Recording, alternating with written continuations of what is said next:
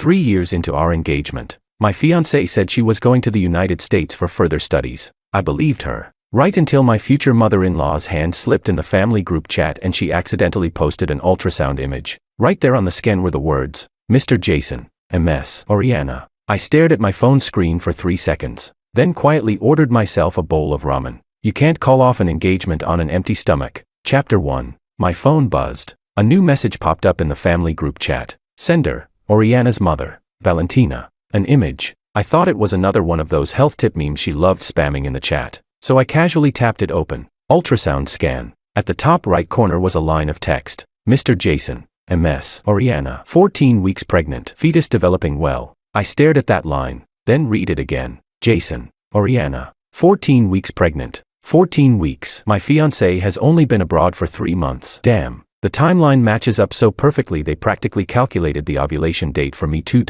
The group chat exploded instantly. Oriana's dad sent a string of question marks. My mom sent a string of question marks. Valentina tried withdrawing the image 8 times in a row, but someone had already screenshot it. Then she typed, wrong picture, wrong picture. It belongs to my coworker. My coworker. What a coincidence. Your coworker even has the exact same name as your daughter. I flipped my phone face down on the table, took a deep breath, opened the food delivery app and ordered ramen with double beef. In the face of life-changing disasters, a man must eat first. That's a principle. My phone kept ringing. My mom called 3 times in a row. I declined every one. The 4th call came from Oriana. I looked at her caller ID. The contact name was still saved as wife, with a little heart next to it. That needs changing. What should I rename it to? Jason's wife. Too formal. Surrogacy ambassador. Too mean. I answered. Adrian. Let me explain. Oriana's voice came through the phone, shaky and tearful. The signal was bad, cutting in and out. I switched to speaker mode and used my free hand to peel an orange. That ultrasound was photoshopped. Someone's trying to sabotage me. My mom's phone got hacked. Adrian, believe me, I'm in America studying, you know that. Can you say literally anything else? I chewed on an orange slice. The sour juice made my eyes squint slightly. Who's Jason? Silence on the other end. 5 seconds. 10 seconds. It's the hospital mixed up the names. It's not. Oriana. I said her name quietly. Which hospital in Los Angeles are you at? I can have someone check. If they really messed up the names, we can file a complaint. No response. Complete silence. About half a minute later, her tone changed. Adrian, this situation is complicated. Can you wait until I come back so we can talk face to face?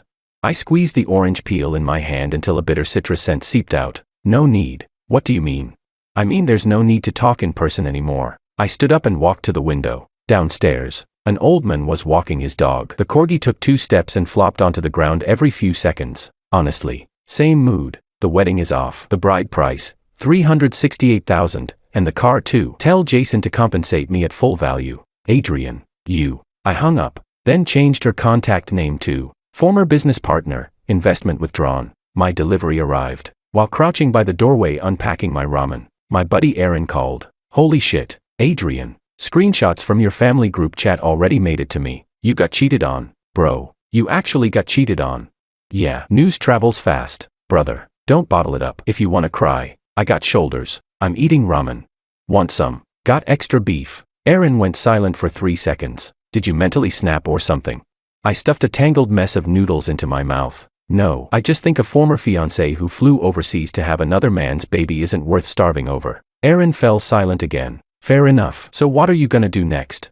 I swallowed the noodles. Finish this meal first, and after that, ship all her stuff back to her. Cash on delivery for the shipping fee. Damn, you're ruthless. Chapter 2. After finishing my ramen, I cleaned up the things Oriana had left at my place. 3 pairs of slippers, 1.5 bottles of shampoo, a Hello Kitty pillow, and a photo of the 2 of us sitting on the nightstand. In the picture, she was smiling sweetly. I looked at it for 2 seconds, then turned the frame face down. Not because I was heartbroken. It was just irritating to look at. After flipping it over, the back of the frame was exposed. There was a small printed sentence on it. For product quality issues, please contact customer service. Even the photo frame is reminding me this thing can be returned. I was packing her belongings into a cardboard box when my phone rang again. Oriana's mother. Adrian, well, things aren't what you think. Auntie, yes. The Oriana written on that ultrasound photo. Which coworker of yours was that again? I thought about it for a long time, but I can't remember any of your coworkers being named Oriana. She froze on the other end. Auntie, I'm not trying to make things difficult for you. Whatever happened between me and Oriana ends here. As for the bride price, discuss it with uncle. I'm not in a rush. I'll give you a month. Adrian, listen to auntie. Sorry, I have surgery prep to do. I hung up, sealed the cardboard box, then wrote the shipping address on the delivery form, Oriana's home. In the remarks section, I added a few words, brand new, unopened. Honestly, these past 3 years with her really did feel unopened. The next morning, I went to work as usual. Emergency surgery department, morning shift. I had just changed into my white coat and entered the department when the head nurse gave me a look. Dr. Adrian, someone's here to see you. I looked up. At the end of the hallway stood a middle-aged man, Oriana's father, Leonardo. He was wearing a gray jacket and carrying a bag of fruit. His expression somewhere between constipation and a funeral. Here we go. The negotiation representative has arrived. Uncle, Adrian, can we talk outside for a minute? I asked the head nurse for 5 minutes and followed him to the stairwell. Leonardo held out the fruit bag toward me. I didn't take it. He awkwardly shifted it from one hand to the other, then back again. Adrian, what happened was indeed Oriana's fault. Whoa. Starting off by admitting fault. Looks like Valentina's, just co-workers. Story has already been internally rejected. But, you know, young people make mistakes sometimes. Uncle, she's 14 weeks pregnant. If this was just a moment of confusion, that moment lasted pretty long. Leonardo's face twitched. He placed the fruit bag on the windowsill and rubbed his hands together. Adrian, you're a good kid. Uncle knows that. Let me handle this. I'll make Oriana cut things off over there. And you two can continue. Uncle, I interrupted him. Your daughter is carrying another man's child. And you want me to continue? Continue what? Raising the baby for her. Leonardo's lips moved, but no words came out. I looked at the sweat forming on his forehead. The stairwell smelled of disinfectant mixed with the sweet scent of fruit. Wind poured in through the half-open window. Uncle, you're a father. I understand that, but I'm not some gullible sucker. I pulled an envelope from my pocket. These are the receipts and transfer records for the bride price. $368,000. Plus the car worth $190,000. Take a look. Just return the original amount. Leonardo stared at the envelope like it was a court verdict. He didn't take it. I placed the envelope beside the fruit bag. No rush. Within a month is fine. Uncle, I need to get back to work. As I turned to leave, Leonardo called out behind me. Adrian, do you really not care about the past at all? I stopped walking, then looked back at him. Uncle, the past belongs to two people. When she stopped caring about it, she never asked me first. Leonardo stood there in the stairwell, one hand gripping the railing. The fruit bag slipped off the windowsill. Apples rolled everywhere across the floor. He bent down to pick them up. I didn't help him. Chapter 3. At noon, I was eating in the cafeteria. Aaron sent me a message on WeChat. Brother, I dug up Jason's background. Guess what? He owns a company in Los Angeles importing medical equipment, and listen carefully, his biggest upstream supplier is the Chan Medical Group.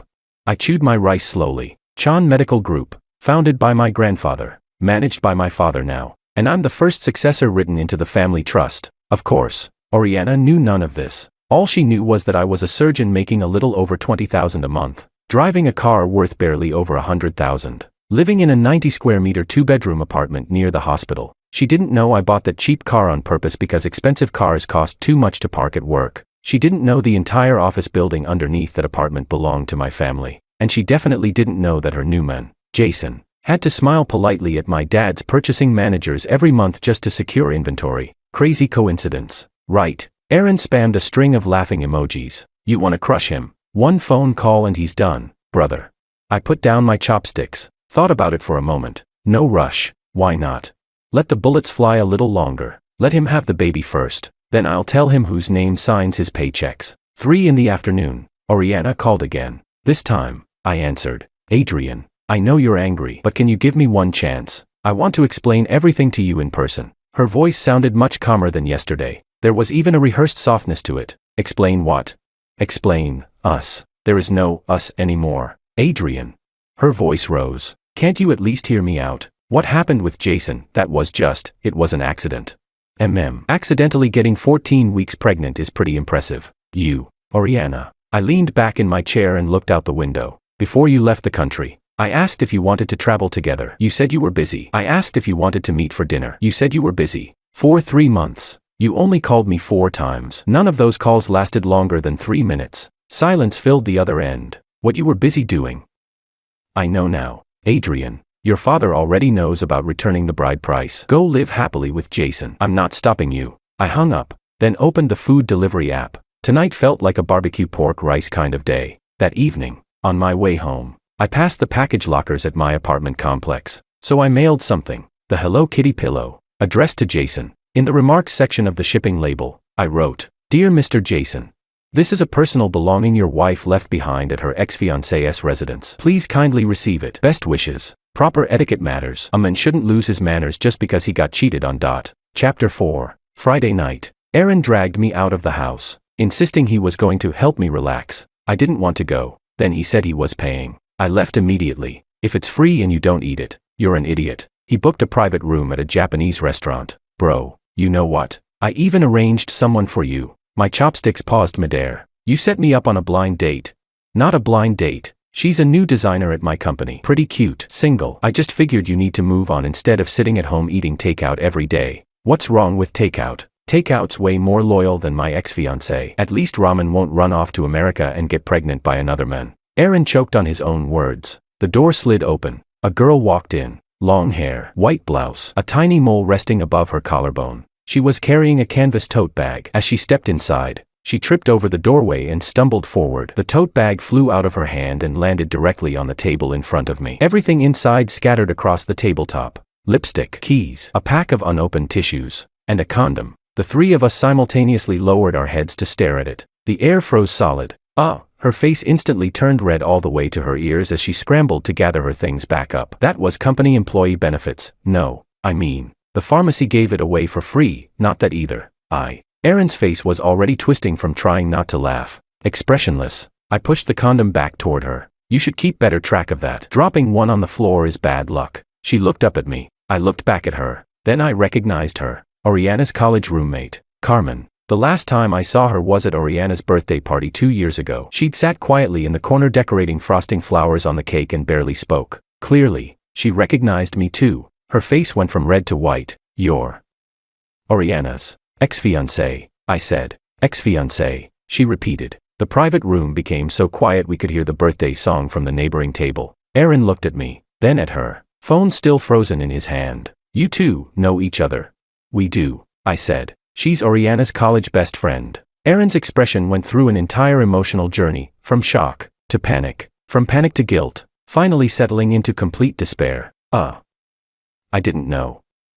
I seriously didn't know. Carmen finished gathering her things and sat down. She didn't leave. I heard about what happened to Oriana, she said. Her voice was lower than I remembered. What she did was wrong. I picked up a slice of salmon. You don't need to apologize for her. I wasn't planning to. She looked straight at me. Her gaze was direct. I just think she's stupid. The salmon nearly slipped from my chopsticks. Aaron instantly sprayed beer out of his mouth. Dinner lasted 2 hours. Carmen was far more interesting than I expected. She worked in interior design and was interning at Aaron's company. She spoke slowly, but every sentence carried a sting, not the cruel kind, more like a cactus, prickly, but aesthetically pleasing. Oriana talked about Jason all the time back in college. She said while slowly grinding wasabi around her plate with her chopsticks. Senior this, senior that. Even back then, I felt like the way she treated you wasn't like a boyfriend. More like what?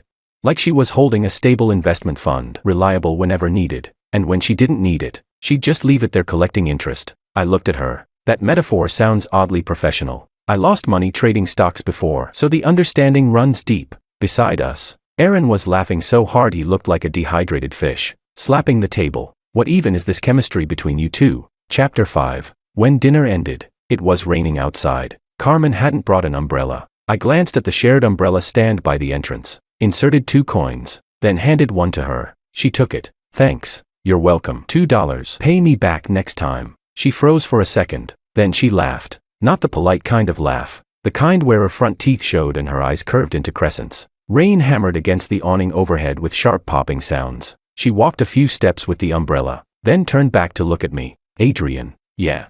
You're way more interesting than Oriana said you were. She always claimed you were boring. I slipped my hands into my pockets. Maybe. Boring men are the ones who get cheated on. She didn't respond, just turned and disappeared into the rain. The canvas tote bag swung lightly against her hip as she walked. I stood beneath the awning watching for a while. Aaron leaned over and elbowed me. So, what do you think?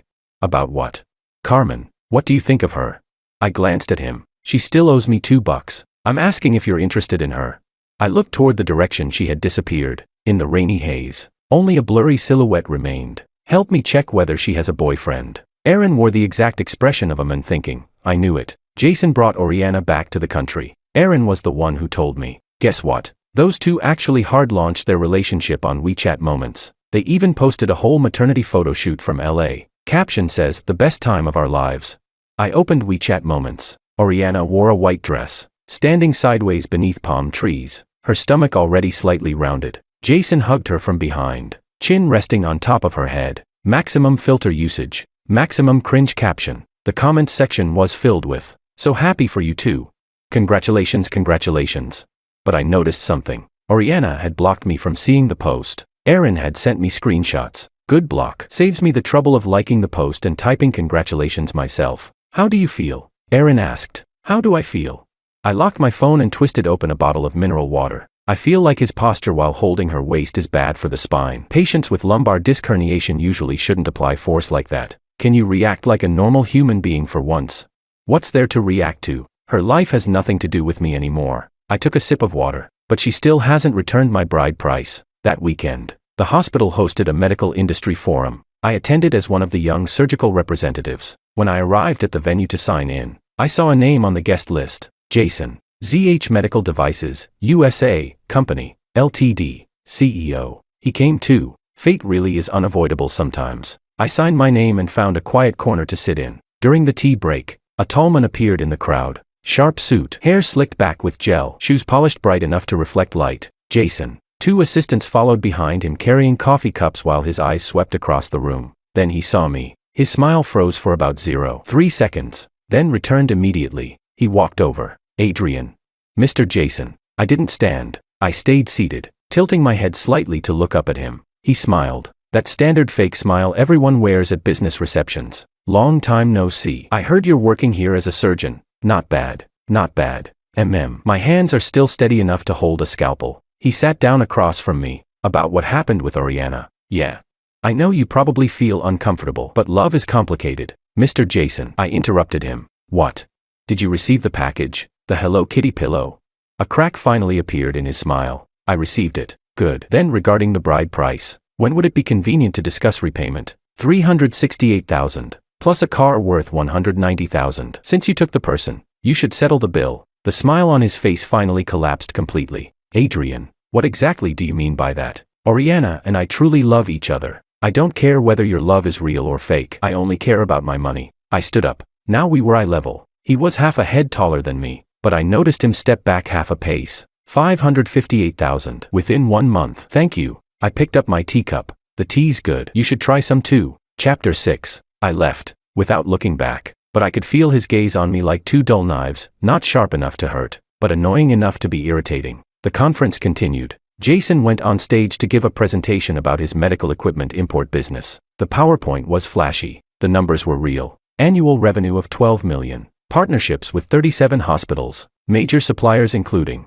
A logo flashed across the screen. Chan Medical Group. He even emphasized the partnership during the presentation. We have established a deep strategic partnership with Chan Medical Group, one of the top medical corporations in the country. They are our most important upstream partner. I sat in the audience, took a sip of tea. Kid, you're bragging about your relationship with your sugar daddy in front of his grandson. This scene deserves a perfect score. After the conference ended, I called my father. Dad, does the company have a supplier called ZH Medical Devices, the one in Los Angeles? Yes. Why? Small company, not a huge volume. Nothing. Don't touch them yet. You know them. Kind of. He stole my ex-fiancée. There was a 2-second silence on the other end. Then my father delivered a remarkably sophisticated response. So when do you want me to touch them? After the baby's born. All right. Click. Hung up. Between father and son, true understanding requires very few words. Over the next 2 weeks, I met Carmen 3 times. The first time was when she came to repay the $2. She specifically came all the way to the hospital and slapped 2 coins onto the reception desk. The head nurse looked at her, then looked at me. Dr. Adrian, what kind of loan shark business are you running? Umbrella debt. She really made a special trip over $2. Carmen laughed beside me. I insisted on coming. Didn't want to owe anyone a favor. The head nurse gave her a long look from head to toe. Then the way she looked at me changed. The kind of look that clearly said, you were absolutely right to cancel that engagement. The second time, she treated me to dinner. Said she wanted to thank me for lending her the umbrella. I told her a $2 umbrella wasn't worth a whole meal. She said then she'd consider it an advance repayment on future favors. We went to a roadside restaurant and ordered 4 dishes. She ate more than I did. How did you and Oriana meet? I asked. Freshman year, we got assigned to the same dorm room. She slept in the bunk above mine. Were you close? Carmen's chopsticks paused slightly. How should I put it? She treated me pretty well. Saved seats for me, bought me breakfast. But, she treated everyone well. The kind of kindness that always had a purpose behind it. She needed friends not because she liked you, but because she needed someone beside her to make herself look better. She took a sip of soup. I wasn't as pretty as her, not as smart as her. My family wasn't as wealthy as hers either. So I became her best friend. After hearing that, I slowly put down my chopsticks. Then why did you stay friends with her? Because I'm slow. She looked at me. By the time I realized it, college had already ended. Slow people are always the last to realize they've been used. Like her, like me. The third meeting ended in disaster. Not a bad disaster, an awkward disaster. I went to Aaron's company to pick him up for dinner and ran into Carmen in the elevator. She was carrying a stack of blueprints that covered half her face. There was a third person in the elevator, Oriana's mother, Valentina. For some reason, Valentina happened to be in that office building that day. Later I heard she was there to meet a friend who worked in insurance. The elevator doors closed. The 3 of us stared at each other. She noticed me first. Her expression froze. Then she saw Carmen. Then she looked at the distance between us. Less than 30 centimeters apart. Chapter 7. The elevator was small. Valentina's brain immediately began operating at approximately 10,000 revolutions per second. I could practically hear her CPU overheating. Adrian, you, and this young lady. Carmen peeked out from behind the blueprints and recognized her. Auntie Valentina. Valentina recognized her too. The expression on her face was so dramatic it belonged in an oil painting. Shock. Disbelief. Disbelief turning into anger. Anger turning into fear. You're Oriana's classmate. Why are you with Adrian? Auntie, we're not together. I just work in this building. You're the reason Oriana got dumped, aren't you? You seduced him.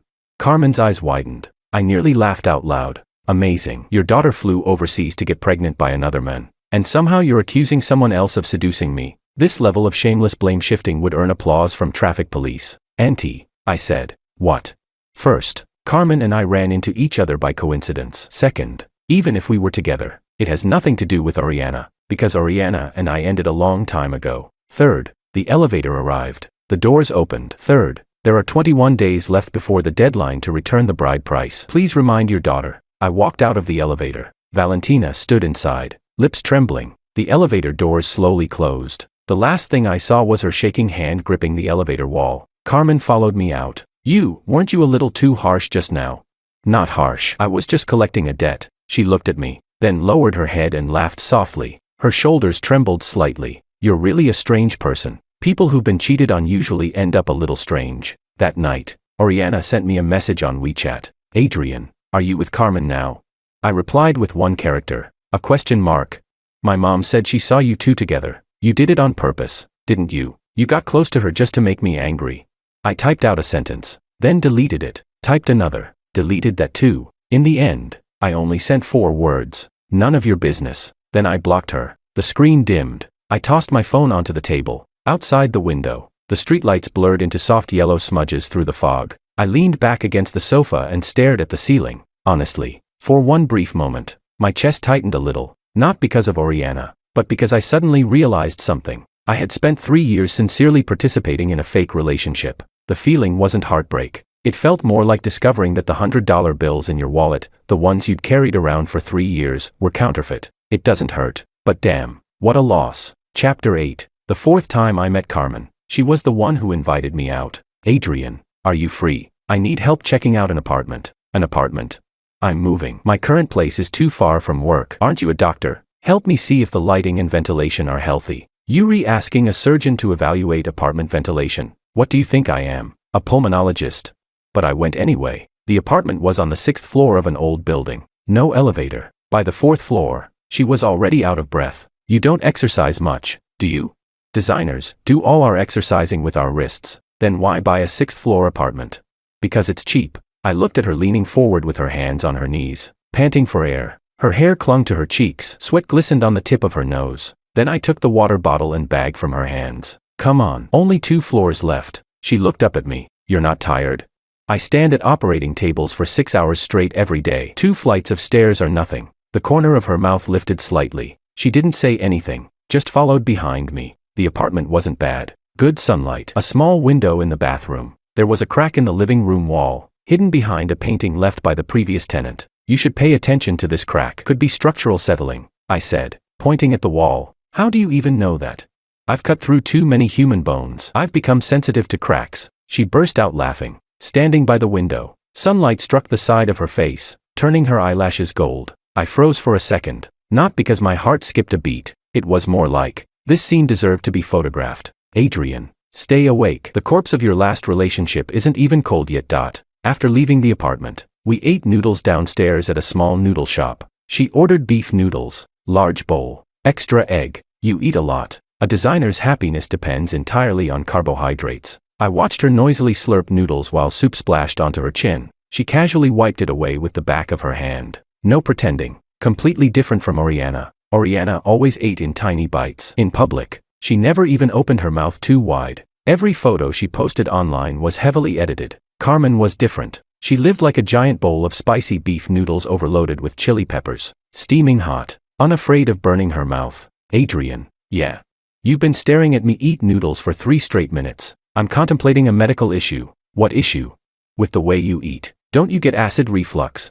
She choked. Noodle soup nearly came out of her nose. Can you have one normal conversation? I handed her a tissue. She took it and wiped her mouth, tears from coughing still hanging in the corners of her eyes. Then she laughed. Her eyes curved into crescent moons again. I lowered my head, looked down at the noodles in my own bowl. A blurry reflection of my face floated in the soup. Oh no. I told myself silently. Adrian, you're screwed. Meanwhile, something happened on Jason's side. A shipment from his company got detained by customs. Reason: incomplete import declaration documents. He panicked and started calling upstream suppliers asking them to rush over the missing paperwork. And who were those suppliers? Chan Medical Group. Of course, I wasn't the one who caused the missing paperwork. It genuinely was incomplete. One of his employees forgot to fill in a registration number, but I knew about it, because my father's secretary sent me a message. Young master, that ZH company messed up again. Their customs paperwork is missing a page. Should we remind them? I replied with one word: no. Let him personally experience what real stress feels like. Chapter 9. Jason's shipment was detained for 2 weeks. The financial loss wasn't catastrophic, but it was enough to make him miserable. Oriana disappeared from WeChat moments. All those maternity photos, sunny beaches, peaceful happy life posts, gone. Aaron told me Oriana had recently started borrowing money everywhere. I heard Jason's cash flow is having problems. The shipment's stuck, and downstream clients are demanding refunds. Did you secretly do something behind the scenes? I didn't do anything. Really? Really? He dug his own grave. What does that have to do with me? That wasn't exactly a lie. I truly hadn't done anything. I simply chose not to help. And sometimes, not helping is enough to ruin someone. Saturday night, Carmen called me. Adrian, are you free tonight? What's up? Oriana invited me to dinner. I immediately sat upright. She invited you to dinner? Yeah. Said we hadn't seen each other in a long time and wanted to catch up. It's at the Western restaurant in District A Mall. You're going? I have to. She's still technically a friend. But what? She asked about you 3 separate times during the call. I don't think this dinner is as simple as it sounds. I leaned back in my chair, thought about it for 3 seconds. You want me to go with you? If you're willing, I'll go. Won't it be awkward? Carmen, yeah. Compared to awkwardness, I'm more worried about you handling her alone. That woman smiles with her mouth while calculating with her brain. The line went quiet for a second. Okay, then come at 7 o'clock. District A Mall, 2nd floor Western restaurant. When I arrived, Carmen was already there. Oriana hadn't shown up yet. You dressed pretty formally, she said, glancing at me. I looked down at myself. White shirt, black pants, the belt Aaron gave me for my birthday last year. This is the only shirt I own that isn't wrinkled. At 7:15, Oriana arrived. She had lost a lot of weight. Her stomach was noticeably larger than in the photos. She wore a loose dress. Makeup covered most of her face, but not the dark circles beneath her eyes. The moment she saw me, she stopped walking, like someone had pressed pause on her entire body. Adrian, why are you? I invited him. Carmen said calmly while pulling out the chair beside her. You don't mind, right? The corner of Oriana's mouth twitched slightly. She looked at me, then at Carmen, then sat down. The smile returned to her face, but the curve looked measured with a ruler. Long time no see. Adrian, Last time we met was before you went abroad. The air temperature dropped another degree. The waiter came to take orders. Oriana ordered steak and salad. Carmen ordered pasta. I ordered an Americano. You're not eating? Oriana asked. I ate before coming. Actually, I just didn't want to eat in front of you. No appetite. Sitting at the same table as you makes every piece of food taste faintly like betrayal. After the food arrived, Oriana began probing indirectly. Carmen, where are you working these days? At Aaron's company, interior design. Aaron, isn't he Adrian's friend? Oriana's gaze moved back and forth between the two of us. So are you two, together now? Carmen's hand paused while cutting pasta. I lifted my coffee cup. We are. Chapter 10. Oriana's knife and fork hit the plate with a sharp clink. The entire restaurant seemed to go silent for a second. Carmen turned to look at me. Her eyes widened. Her lips parted slightly, but she didn't deny it. Oriana stared at me. Her fingers tightened around the knife handle hard enough for her knuckles to turn white. When did you two get together? Not long ago. You did this on purpose, didn't you? Did what on purpose? You deliberately went after her. You knew she was my friend, and you deliberately. Oriana. I set down my coffee cup. The bottom of the cup tapped lightly against the table. Not loud, but enough. When you went abroad to have Jason's baby, did you ever remember that I was your fiancée? She went silent. Her face turned as pale as a paper napkin. You chose Jason. I respect your choice, but you no longer have the right to question who I choose. I stood up. Carmen, let's go. She can finish her own dinner. Carmen froze briefly, then picked up her bag and stood with me. Oriana remained seated there alone. In front of her sat a steak sliced exactly 3 times and a glass of untouched water. When I reached the restaurant entrance, I glanced back once. Her head was lowered. Her shoulders were shaking. I turned around and left. Outside the restaurant, Carmen grabbed my sleeve in the hallway. You saying we're together just now? Sorry. I acted first and explained later. You can deny it if you want. I'll go back and explain things clearly to Oriana. She looked at me. The hallway lights reflected in her bright eyes. She still didn't let go of my sleeve. I never said I wanted to deny it. I lowered my gaze to the fingers clutching my cuff. There was pasta sauce on her fingertips. You've got sauce on your hand. She looked down, then hurriedly rubbed her hand against her skirt. The tips of her ears turned red. You seriously, at a moment like this, that's what you notice. So you agree. Agree to what? To us being together. She glared at me, pressed her lips together, then quietly let out a soft so quiet it was almost drowned out by the air conditioning. I stood there. At the far end of the hallway, a child was running around. Cold air drifted through the corridor carrying the artificial fragrance of the shopping mall. My heart suddenly pounded once, hard, like the sudden sharp beep of a heart monitor in an operating room. Well, shit, I'm completely done for now. Chapter 11. After that dinner with Oriana, things began accelerating rapidly. First came Jason. Although his shipment finally cleared customs, 3 downstream clients had already backed out. Penalty fees plus late charges. He lost nearly $2 million in a single month. Then he did something stupid. He went to Chan Medical Group asking for a larger supply quota. He wanted to compensate for the losses by increasing shipment volume. The person receiving him was Old Joe, the procurement director at Chan Medical Group. Old Joe had watched me grow up, the kind of uncle who still gave me red envelopes during Lunar New Year. Jason sat in Old Joe's office for 2 straight hours, talking himself dry while presenting endless PowerPoint slides. Old Joe smiled the entire time, then said only one sentence. Mr. Jason, I'll need to report this proposal upward. Adjustments of this scale require approval from the Chan family. Jason said that was no problem. He had no idea what the Chan family actually meant. He thought it referred to some department. He didn't know that the Chan family was literally my family. Old Joe sent me a message afterward. Young master, your romantic rival came by. Want to meet him? I replied. No, let him wait. How long? Until his wife gives birth. Old Joe replied with a thumbs up emoji. At the same time, Valentina came looking for me. Not to argue, to apologize. She stood outside the hospital holding 2 boxes of mooncakes. Her eyes were red. Adrian, could you help Oriana? Help with what? Jason's company is having problems. Oriana's struggling right now, she's almost due. And Jason can't even afford the hospital bills. I looked at her. 3 months ago, this woman had been screaming at Carmen in an elevator. Did you seduce him? Now she stood here holding mooncakes and begging me. Auntie, yes.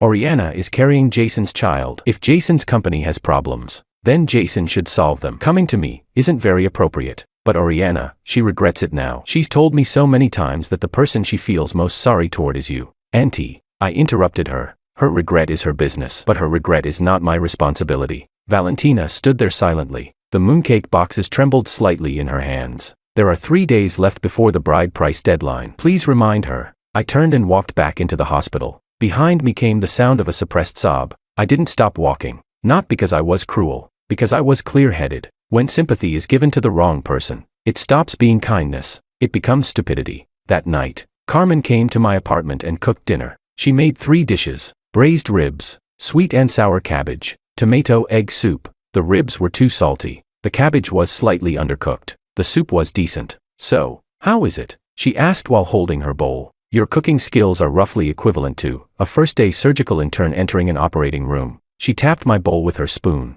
Are you eating or not? If not, I'm dumping it. I'm eating. I picked up a rib. It really was salty, but I still ate 3 bowls of rice. She sat across from me watching me eat, one hand supporting her chin, hair falling loosely over her shoulder. Adrian, did you meet Oriana's mother today? My chewing paused briefly. How did you know? Aaron told me. Aaron, are you running an express intelligence network or something? What did she want? To borrow money. More accurately, she wanted me to help Oriana. Did you help? No. She nodded. Didn't ask further. Instead, she stood up and walked behind me, resting both hands lightly on my shoulders. Very lightly, like she was afraid of hurting me. You did the right thing. Her voice drifted down softly from above. I reached up and held her hands. Her fingertips were cool. Your hands are cold. I just washed the dishes. I pulled her hands in front of me and rubbed them gently. She didn't pull away. Outside the window, the moon was perfectly round. Street light filtered through the curtains, drawing a blurry line of light across the floor. That line happened to connect our shadows together. Chapter 12. The day before the bride price repayment deadline, Oriana called. Not me. She called Carmen, and then Carmen handed the phone to me. Adrian. Oriana's voice no longer sounded the way it used to. No longer sharp. No longer pretentious. Now it was hoarse, like sandpaper scraping against glass. I know you hate me. I don't hate you. Hating you would take too much energy. We can't come up with the bride price money. That's a problem between you and Jason. Adrian. Her voice suddenly rose. Can't you just let me go already? I'm miserable enough as it is. I leaned against the window and looked down at the parking lot below. Oriana, you're mistaken. I'm not the one refusing to let you go. Your own choices are what won't let you go. You chose Jason. Now you have to pay for that choice. That has nothing to do with me. Crying sounds came from the other side of the call. Then Jason's voice appeared. Adrian, it's me. His voice no longer carried that polished businessman confidence. It trembled slightly. I'll repay the money. But can you give us a few more days? I've got a major contract pending. Once Chan Medical approves it, the money will come through. Jason, what? Do you really think Chan Medical is going to approve it? He froze. What do you mean? Nothing. Good luck. I hung up. The next day, everything became clear. The expanded supply contract Jason had waited 3 weeks for was officially rejected by Chan Medical Group. The reason was simple. ZH Medical Devices' financial reports from the past 6 months failed to meet standards. Operational risks were deemed too high. Cooperation suspended. A completely normal business decision. No personal factors involved. But Jason didn't see it that way, because on the same day he received the rejection notice, one of his hospital clients asked him, Jason, do you know the surname of Chan Medical's young master? Chan, obviously. Isn't that a stupid question? Do you know his full name? No, never met him. Why? The client sent him a news article link, an industry media report titled, Chan Medical Group holds internal annual conference, Chan family's eldest grandson Adrian Chan makes public appearance. In the accompanying photo, I sat on stage wearing a suit. My father sat beside me. The moment Jason saw that picture, his phone slipped from his hand, screen first onto the floor. He crouched down, but didn't pick it up, just stayed crouched there, both hands clutching his head. Aaron was the one who told me all this. You know how Jason reacted? He squatted in his office for 20 minutes straight. His assistant thought he was having a heart attack and almost called an ambulance. Then he called you 7 times. You ignored every single one. There's nothing worth discussing. Bro, you're terrifying. You destroyed his career, his pride, and his entire life all at once. His woman was stolen by himself. His business was ruined by himself. I simply chose not to protect him from the consequences. Aaron sighed deeply. You really are something else. You take revenge without ever using a single curse word. Oriana found out too. She heard it from her mother. Her mother heard it from the family group chat. And the source of the family group chat news was my mother. My mother forwarded the article into the relatives group chat. Caption, my son. When Valentina saw that message, she was cooking. Apparently she dropped the spatula directly into the wok. When Oriana saw the screenshot, she had just returned from a prenatal checkup. She sat in the back seat of a taxi, staring at the phone screen. The man in the photo, the one in the suit, was the same Adrian she remembered as a doctor earning $20,000 a month, driving a cheap car, living in a tiny apartment. And yet, Not the same person at all. She sent me a message. Only a few words. You lied to me. I never replied, because she was still blocked. The message was sent successfully, but I would never receive it. Just like all the promises she once made to Jason. Spoken aloud. Yet completely unrelated to me. Chapter 13. 1 year later, Carmen gave birth. Twins. A boy and a girl. The boy looked like me. The girl looked like her. Outside the delivery room, Aaron ran back and forth carrying a bouquet of flowers. Are they born yet? Are they born yet? You're more anxious than I am. No shit, I'm their godfather. A nurse pushed open the door and peeked outside. Mr. Chan, you can come in now. Mother and babies are safe. I stood up. My legs felt a little weak, not from fear, just from holding tension for too long and suddenly letting it go. I pushed open the door. Carmen leaned against the hospital bed, her hair damp with sweat and stuck to her forehead. When she saw me, she smiled, weakly, but her eyes were bright. Look, your son and daughter. The nurse placed 2 tiny bundles beside her. Small, wrinkled, so ugly I momentarily lost the ability to speak, but I crouched beside the bed and stared at them for a long time. Long enough for Aaron to yell from outside. Can you at least let me see them too? Adrian, are you crying? I raised a hand and touched my face. It was actually wet. No, the air conditioning in this room is too cold. She lifted her hand and lightly smacked the top of my head. She barely had any strength left. It felt like a leaf falling softly onto me. Liar. I held her hand. Her palm was burning hot. Her fingers slender and defined. I pressed my lips gently against her fingertips. Didn't say anything. Later, I heard what happened to Jason and Oriana. Jason's company collapsed. Not because of me. Afterward, in order to fix his cash flow problems, he forged a batch of customs declaration documents. He got caught. Suspected commercial fraud. Currently under investigation. Oriana had a massive fight with him. The baby was born, but Jason couldn't even afford formula milk. Oriana's mother sold one of the family's smaller apartments to pay the hospital bills. Oriana posted a status update online. No picture, just one sentence. If I could do it over again. Not a single person liked the post. I never saw it, because I was at home changing diapers for 2 tiny human beings. The boy peed all over my hand. The girl giggled beside him. Carmen sat on the sofa drinking red date soup while recording me with her phone. The way you change diapers is so ugly. You want to try? No. I handled giving birth. You handle raising them. Clear division of labor. This isn't division of labor. This is exploitation. She laughed, raised her phone higher and snapped a picture of me panicking with diapers. I'm posting this. You wouldn't dare. I already thought of the caption. Heir to the Chan medical empire defeated by 2-month-old human infants. Scene too tragic to witness. Carmen. She had already pressed send. Sunlight spilled across the floor outside the window. The baby's tiny clothes hung drying on the balcony. When the wind blew, they fluttered like 2 tiny flags. I stood by the window, holding my son in one arm while wiping baby pee off my sleeve with the other. My phone buzzed. Aaron sent me a message. Brother. I screenshotted that photo. I'm turning it into a meme sticker. I typed one-handed. Try it. I'll have your company supplier replaced tomorrow. Ha ha ha ha ha, no please. President Chan. I was wrong. I'm sorry. Carmen walked over and picked up our daughter. The little girl grabbed a strand of her mother's hair. Wouldn't let go. Carmen lowered her head to look at her, then raised her eyes toward me. Adrian. Thank you. For what? For getting cheated on. I froze. Otherwise, how would I ever have found you? When she smiled, her eyes curved into 2 crescent moons, exactly the same as the first time she choked on noodle soup at that little noodle shop. I stood there, sunlight burning warmly against my face. My heart thumped wildly, like the 2 little troublemakers kicking blankets in their sleep. I got cheated on once in this lifetime. Was it a loss? Not at all. Best investment I ever made.